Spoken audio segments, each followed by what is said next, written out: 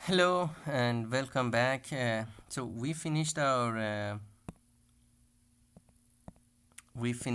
discussion of the logarithmic and exponential function. Let's shift our focus to very simple quadratic equations and a little bit of polynomials. Okay. So we already said that if when we define a function, if the variable x is raised to some power m, this is called some polynomial. And here we're going to assume that m could be 2, 1 or 0, and the general format of such a polynomial is ax squared plus bx plus c equals 0. And here we're assuming that a is not 0, because if a is 0, then we get a first order or first degree polynomial. So such a second degree polynomial is called a quadratic equation. If a is 0, it reduces to a linear equation. Bx plus c equals 0. This in general defines a line bx plus c, which in the xy plane becomes a line with some positive or negative slope. Okay? And a linear equation is always easy to solve. X is minus c over b. Now the question is, what is the solutions of the quadratic equation? And again, it's a polynomial. It can, therefore, the maximum number of solutions that it can have is 2. So it either has no real solution, it has only one solution, which doubles, which means it repeats itself, or it has two distinct real solutions. Okay.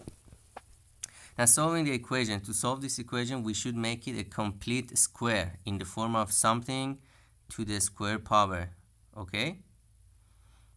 And if we do that, because we already know if x is a real number, if it's equal, the square root of x equals some number a, therefore x is plus negative square root of a, provided that a is greater than or equal to 0. Okay? Now obviously you see that if x is 0, if a is 0, then we're getting what? We're getting double roots. We have two roots which are plus minus 0, which is 0. If a is positive, we're getting two distinct roots, one having 2 plus and negative square root of a.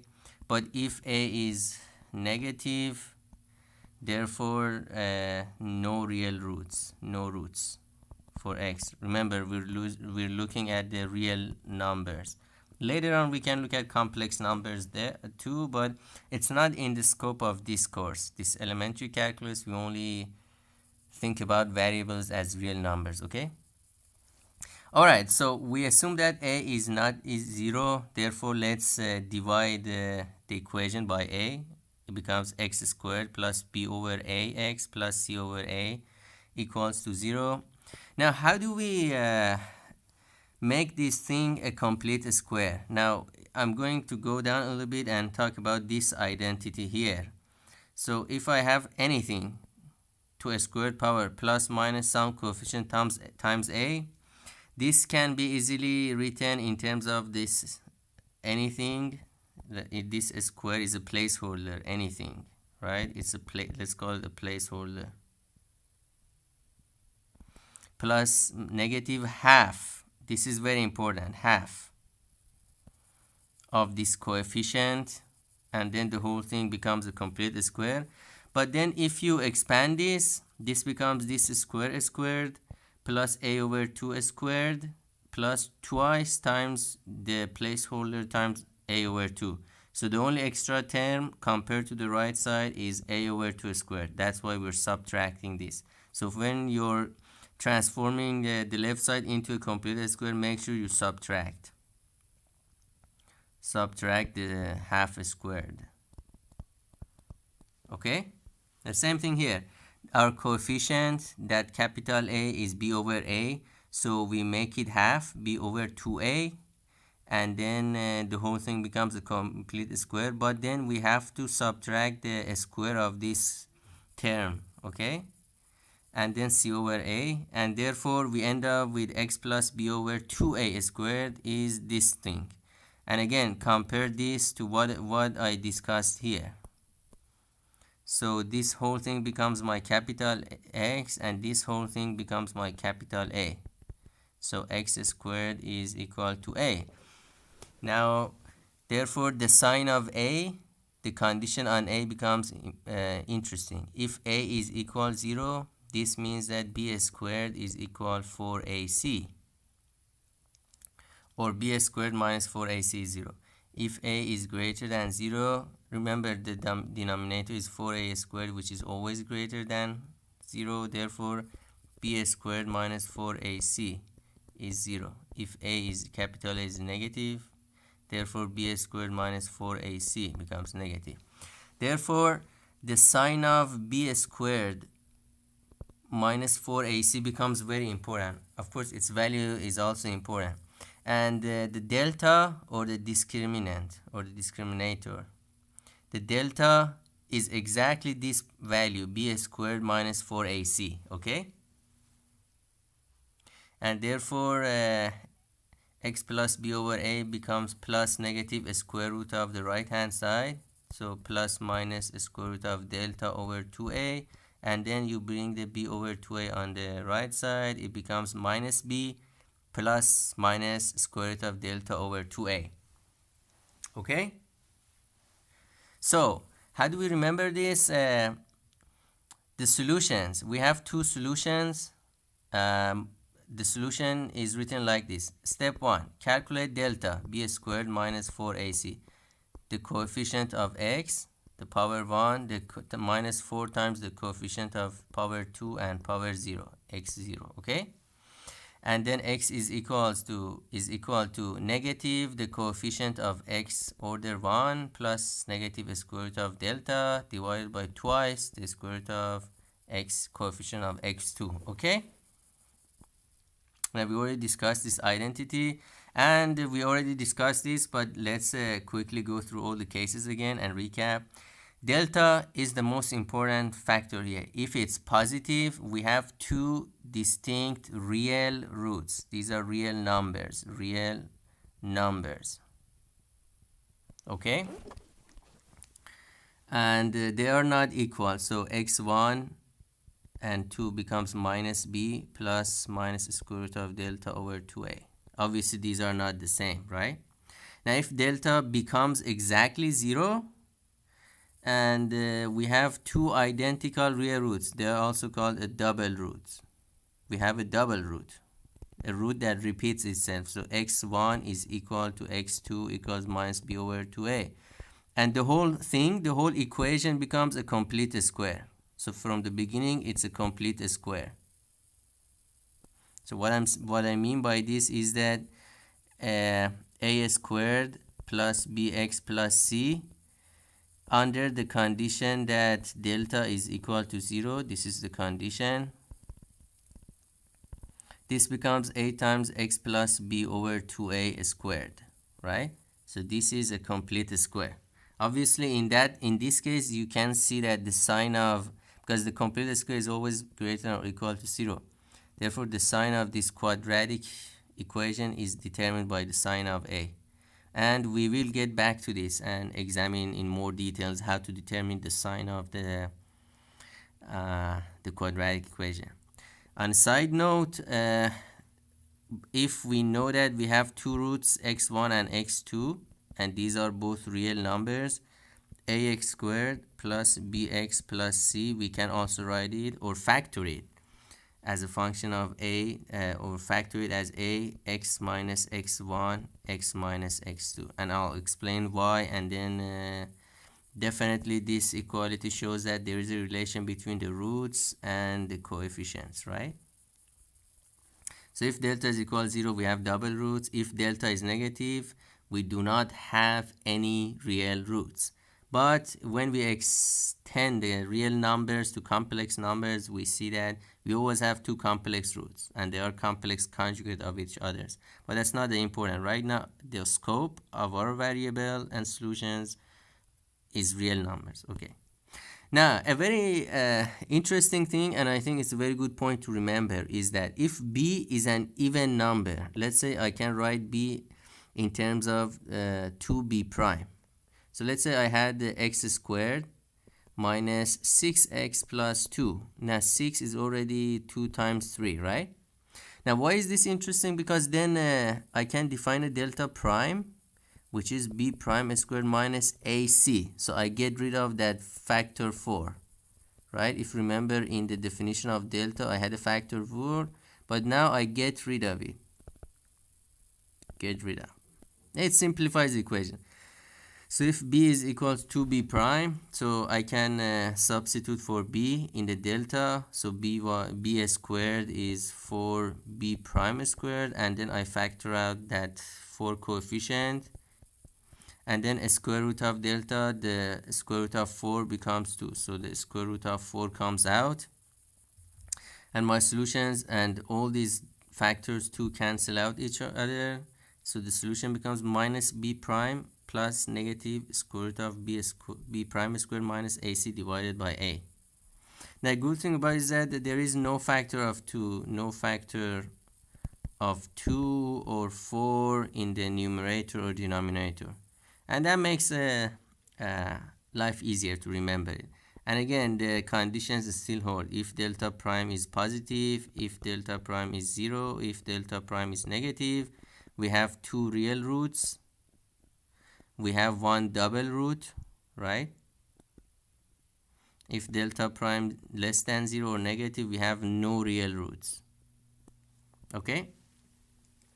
Alright, question 35. What is the condition for m minus 1 times x squared plus 2mx plus m minus 4 equals 0 to have 2 real identical roots? Again, identical roots is delta equals 0 or delta prime is equal to 0. Depends on which one you prefer to work with. Right now, I see that the coefficient of x has a factor of 2, so b prime is m, b is 2m, so I go with the delta prime. So delta prime is b prime squared minus a times c. A is the coefficient of x squared, and c is the coefficient of x to the power of 0, or the constant term c. So m squared minus m minus 1, m minus 4 is equal to 0. If we simplify this, we get 5m minus 4 is 0, so m is 4 over 5, or 0.8. Okay, very simple. And question 36, what are the appropriate values for m that make equation 3x squared plus m squared minus 9x plus m plus 2 equals 0 to have 2 roots with same magnitude but opposite signs?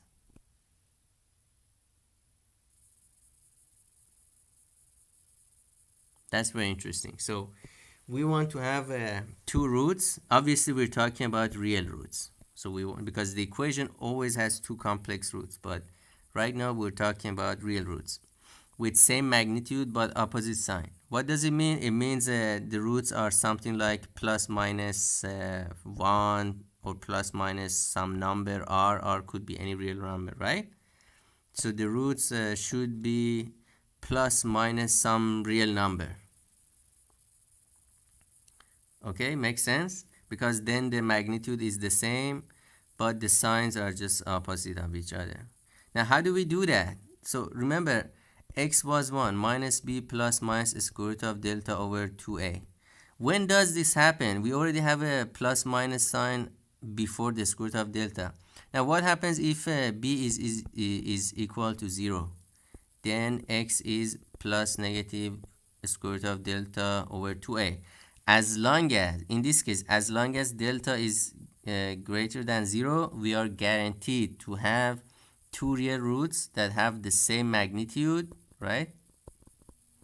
A square root of delta over 2 magnitude of a, and opposite sign because we already have a plus minus. All right, so the condition here is number 1, m squared minus 9 should be 0. Therefore, m is either plus or negative 0. But then the second condition is that delta should be greater than 0. So we should be able to guarantee that we have two real roots to begin with, right? So if delta, what is delta? If b is 0, then delta is minus ac. And minus m plus 2. Let me just write it here. So delta becomes minus ac, which is minus m plus 2, which is this term. This is c. And a is 3, right? M plus 2 times 3, and this should be positive. Therefore, m plus 2 is negative. Remember, we have a minus sign here. Therefore, m should be less than negative 2. Now, the combination of these two rule out the m equals plus 3 possibility. So the only solution is m equals negative 3. This value ensures that m squared minus 9, which is our b, is exactly 0, and the delta is positive. Therefore,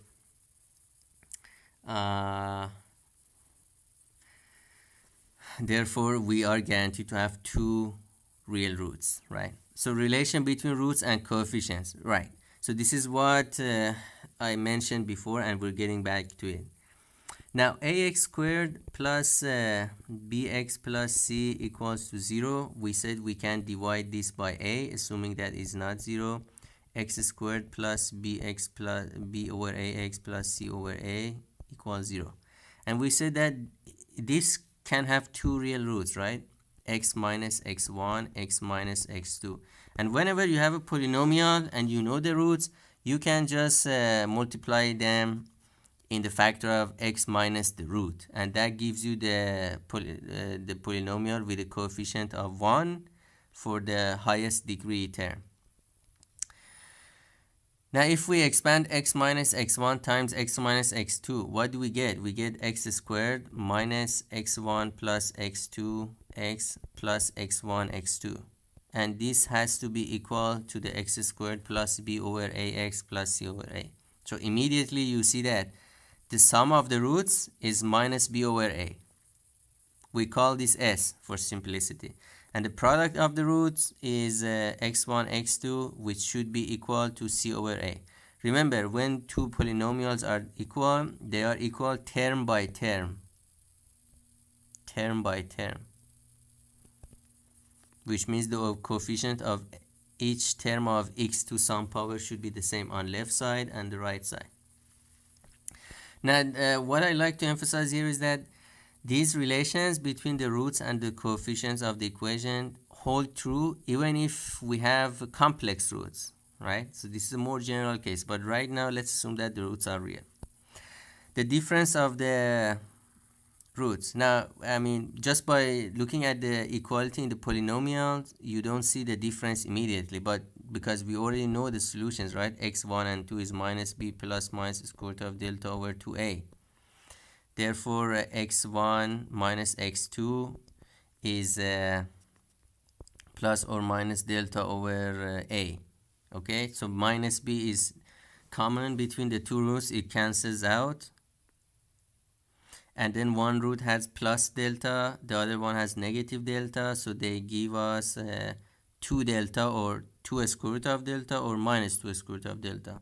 That's why we take the magnitude or the modulus. Okay? These relations can easily be proved. For example, I choose to prove the third one, and I just explained that. You basically write the solution for x1 and x2. Minus 1 plus square root of delta over 2a minus b minus square root of delta over 2a. Okay? So if log a in base 4 and log b in base 4 are the roots of equation 2x squared minus 6, 3x minus 4 equal to 0, then what is a times b? And this is a very interesting question because we are combining our knowledge of log functions and equations. So these are the type of things that really challenge our knowledge of different things and put them together. What is a times b? Remember what happens if I say log a in base 4 plus log b in base 4? Remember this is equal to the according to the multiplication rule of log, this is equal to log of a times b in base 4, right? And therefore we see that the sum of the two roots x1 plus x2 is log of ab over in base 4. But we just said that the sum of the two roots for a quadratic equation is the coefficient b, whatever is multiplied by x, and minus b over a, the coefficient of x squared, minus, what is b? Minus 3. What is a? 2. So 3 over 2. So log of a times b in base 4 is 3 over 2. And therefore ab, if you recall, is 4. You take the base, raise it to the power. 3 over 2. And 4 is 2 to the power 2. 3 over 2 is 2 to the 3 is 8. Okay? Now let's go ahead and basically complete our discussion of the roots and their signs. Again, if delta is positive, two real roots and they are distinct, they're not equal to each other. And let's go a little bit further, that let's discuss the sign. So we know that we have two roots, x1 and x2. We already know that the sum is minus b over a and the product is c over a, right? What can we say about the sign of these roots if we know the coefficients or the sign of the coefficients? Now, if c over a is positive, it means that we either have two negative roots or two positive roots, right? So the roots have same sign, because when you have two real numbers and the product is positive, it means the two real numbers have same sign. Have same sign. But then we already have the information about the sum of the two roots. So if I have two roots that have the same sign, if the sum is positive, then we have two positive roots, right? It's very easy to understand. If the sum is negative, then I have two negative roots. It's like that, let's say I have 1, 3, minus 2, minus 4, right? So two roots, the multiplication is positive and the sum is positive, so they have to be positive themselves. The same thing with negative 2 and negative 4. The multiplication is positive, so they have the same sign, but the sum is negative, minus 6. Therefore, the two roots have to be negative themselves. Now, if the product x1 times x2, which is equal to c over a, is negative, then we have two roots that have different signs, okay? The sign of the two roots are opposite. Now, if the sum is positive, it means the root that has a larger magnitude or larger modulus or larger absolute value is the positive one. And the root that has the smaller value, a smaller magnitude, is the negative one. And if the sum is negative, then this thing just reverses. Now let me give you an example. Let's say we have 1 and negative 3 as the roots, right? Here 1 plus negative 3 is less than 0, and 1 times negative 3 is negative, right? So the product is negative. We immediately know that the two roots have different signs. But the sum is also negative, which tells us that the root that have the largest absolute value or largest magnitude is the negative one, okay? Now if delta is equal to 0, we have two real identical roots, and of course they have the same sign. That's obvious. They are just identical. And it's just minus b over 2a. If delta is less than 0, as I mentioned, we have no real roots, but we have two complex roots. Now, what are complex roots? Just as a quick side note, it's not part of the scope of this course, but let's just quickly have a look. So, in terms of the generalizing the real numbers to complex number, we define an index number with I or J, depending on which one you like to use, as symbolically as this is like symbolic definition. This is really not the accurate mathematical definition, but we can just treat a symbol j as square root of -1, and it's called an imaginary index or imaginary number. But this has the property that whenever it gets squared, it becomes -1, becomes a real number. Therefore, j cubed is just j squared times j, becomes -j, an imaginary number. J to the fourth power becomes j squared minus 1 squared is plus 1. Okay? And if your delta becomes negative, I can always write it as the modulus or the magnitude or absolute value of delta times -1. And then a square root of delta becomes a square root of -1 times the modulus of delta, which is a real number, is always positive. So this becomes modulus of square root of absolute value of delta, square root of -1, which is plus minus j. Okay? Or you can assume that the plus minus was outside the square root of delta. Eventually the j comes out and we get something called a complex number.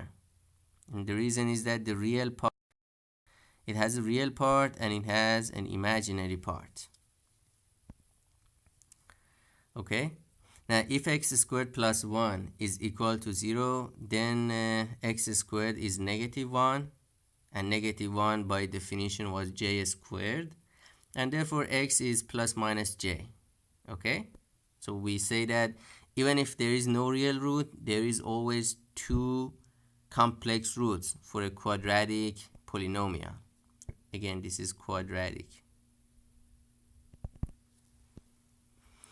Alright, let's look at other points here on the quadratic equation. If c over a is negative, and remember c over a was the product of the roots, x1 times x2, and what happens? So remember delta b squared minus ac, 4ac, so b squared minus 4ac, right?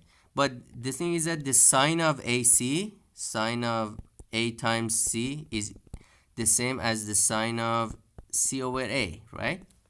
So if the product is negative, ac is negative, and minus 4ac is always positive. Therefore, delta is always some positive number plus some positive number. It's always guaranteed to be positive, right? And therefore, we always have two roots with different signs.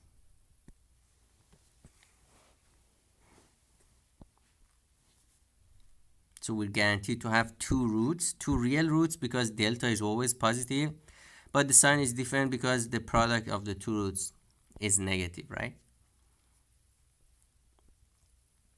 If the product c over a, x1 times x2 is positive, then we should calculate delta to see what's going on. Again, delta is b squared minus 4ac. So if a times c is a positive number, it's just a matter of the strength of b squared versus 4ac, right? To see whether delta is positive, negative, 0, what's going on, okay? So these two are extremely important,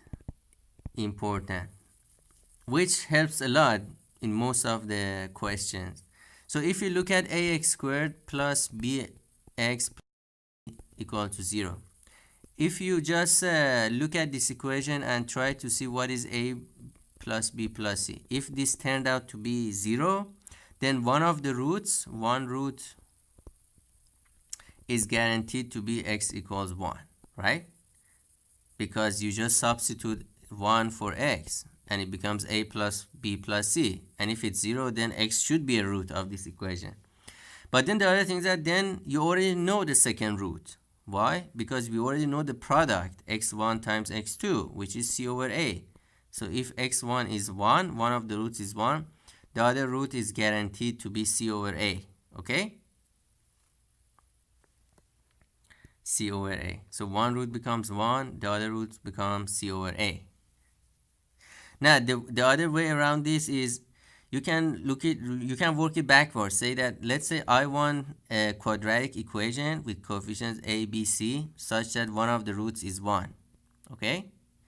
Now I already know that the x1 plus x2 must be minus b over a, and x1 x2 should be c over a. Again, we're making life hard here, but let's just go this way. So if x1 is 1, x2 is c over a, and then put it back. 1 plus c over a should be b over a minus b over a. Therefore, a plus b plus c should be equal to 0. Okay? Now, if the coefficient of x to the power of 1, b, right, x, is equal to the sum of the two other coefficients, the coefficient of x squared and the coefficient of x to the 0 power, then one of the roots is guaranteed to be negative 1. Again, why? Because you just substitute negative 1 in the quadratic equation. Becomes a times negative 1 squared plus b times negative 1 plus c equal to 0. Negative 1 squared is 1, therefore a plus c should be b. And again, this works backwards too. So if a plus c equals b, then one of the roots is guaranteed to be minus 1. And again, because we already know that the product is c over a, therefore the second root should be minus c over a. So that when you multiply them, x1 times x2 becomes c over a. Okay? So these 2 points are very useful to remember. Which one is true about the roots of equation 3x squared plus ax plus 8x plus 1 equal to 0? No real roots, 2 positive roots. The magnitude of the positive root is less than the magnitude of the negative root, or 2 negative roots.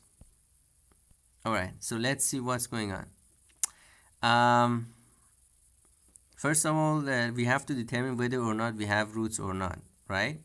So 8 is 2 times 4, so 4 is my b prime. Delta prime is b prime squared minus ac. 4 squared 16 minus 8 ac. 3 times 1 is 13 positive. So we definitely have 2 real roots that are not identical to each other. Okay? And then what is the product of the roots? 1 over 3 c over a. What is the sum of the roots? Minus b over a, minus 8 over 3. So 2 roots, the same sign, sum is negative, so we have 2 negative roots.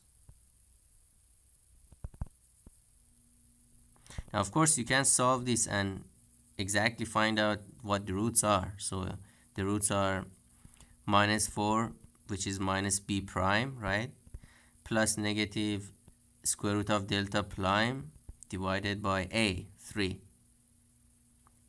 Remember, square root of 13 is definitely less than 4, therefore 2 roots are definitely negative.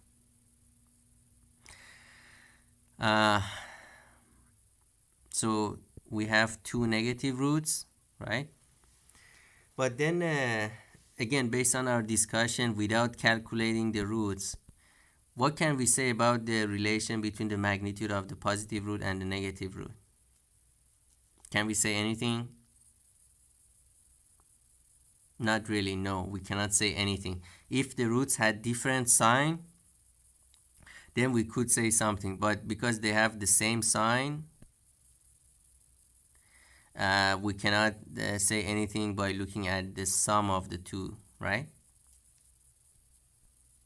But if you calculate the roots exactly, minus 4 minus square root of 13 over 3 and minus 4 plus square root of 13 over 3. And again, we don't have a positive root, we only have 2 negative roots. So the third choice is also wrong. Question 39.